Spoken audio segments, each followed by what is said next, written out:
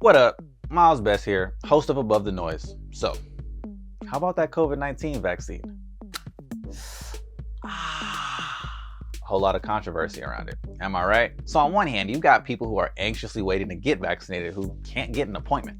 And then on the other hand, you've got some people who don't want it at all. I don't know about y'all, but when it's available to me, I definitely plan on getting it. I miss being outside without feeling anxious, and I don't like the way the mask rubs up against my beard. I've been doing it, but I just don't like the way it feels. And then on top of all that, you've also got kids and teens that also want to get it when it's approved for them, but whose parents aren't on board, which has got me thinking, should teens be able to get vaccines without their parents' permission? Now, we all need a bunch of vaccines if we want to go to school here in the US. All 50 states have laws requiring specific vaccines for students, but there are exemptions that vary from state to state. Now, there's exemptions for religious, personal, moral, or other beliefs, and that's having an impact. 1 in 10 parents in the United States are delaying or just downright ignoring the CDC recommended vaccination timeline for their kids altogether. But there's also a growing movement from teens to be able to get all vaccines, COVID or otherwise, without parental consent. I've seen posts on Reddit, TikTok, and all over social media of folks turning 18 and wondering what vaccines they missed out on, and of young people trying to get vaccinated without their parents' permission. I'm gonna just read one for you. I feel like my parents used me as a test subject for their beliefs. I don't want to die from a preventable disease. I'm gonna just let y'all sit with that for a second. Now, I asked this on social media and y'all definitely have a lot of opinions. I'm gonna read some of the responses. I believe that neither side is right because if a child is wanting to get the vaccine, but their parents say no, I find that a bit unfair because the kid wants to stay safe as possible, but I also see what parents mean since the vaccine is new and most parents don't trust it. Another response. I believe minors should be able to get vaccinated without parents' or guardians' permission because it's the minor's body, not the parents'. And another one says, COVID vaccines without parental permission? Yes, 1,000 times yes. Okay, it seems like a lot of you feel that teens should be able to make this decision. But I wanted to look into why vaccines are so controversial in the US. So, as I've been researching this episode, I discovered that controversies around vaccines aren't new. Now, remember smallpox? If not, it's probably because it was eradicated like 40 years ago or something. But before that, it was a disease that Europeans brought to America that killed off a bunch of Native Americans, just to be blunt with it. And according to the CDC, on average, smallpox killed 3 out of every 10 people who got it. But as far back as the end of the 19th century, like when smallpox was, raging and everywhere, there was this Anti-Vaccine Society of America that tried to block vaccine legislation in a bunch of states. Now, more recently, there's been a huge anti-vaxxer movement that's been fueled by a lot of misinformation. A big one being a now debunked study that mistakenly linked measles, mumps, and rubella vaccine to autism. Now, despite this being debunked, that rumor spread like, measles, and caused a lot of fear over vaccines.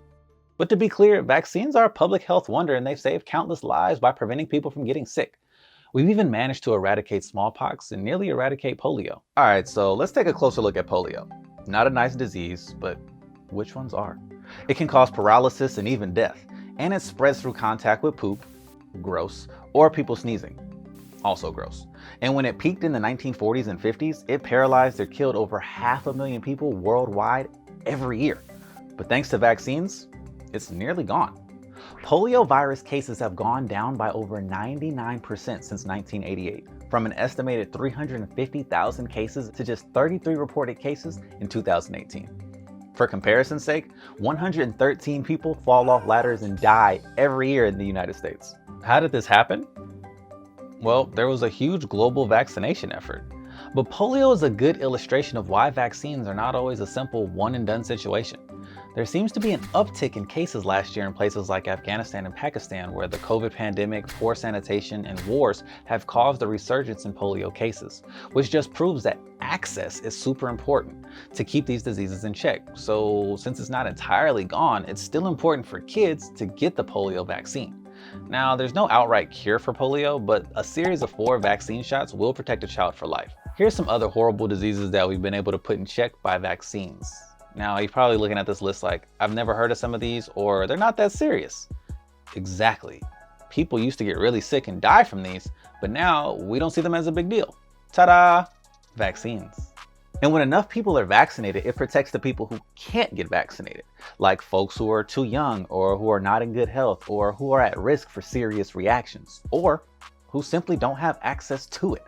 And that's kind of the whole concept of herd immunity. Now, our homies over at It's Okay to Be Smart did an entire episode on that if you want to learn more. Check it out. And we've seen what happens in communities when people don't get vaccinated. Old diseases start popping up again, like I just said about polio creeping back. There's also measles outbreaks that have happened in communities with large anti-vaxxer populations. In 2019, the United States saw the second highest rates of measles since 1992. Talk about backtracking. But despite the health benefits, there are lots of people who are afraid of vaccines, or, they just don't want to take them themselves or let their kids get them. Obviously, people have beliefs for a reason.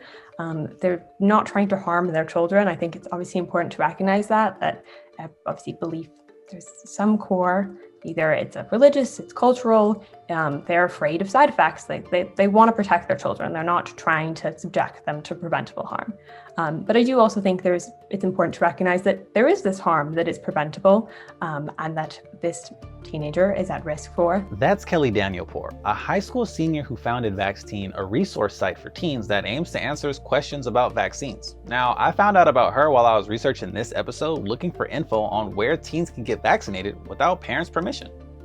I think it's very easy to see everything that's online, and there is a lot of information out there that's scary and contradictory. And it's true. Vaccines do carry certain risks and side effects. Heck, every time I go get a vaccine, my doctor always provides me with a little cheat sheet of the risk and possible side effects.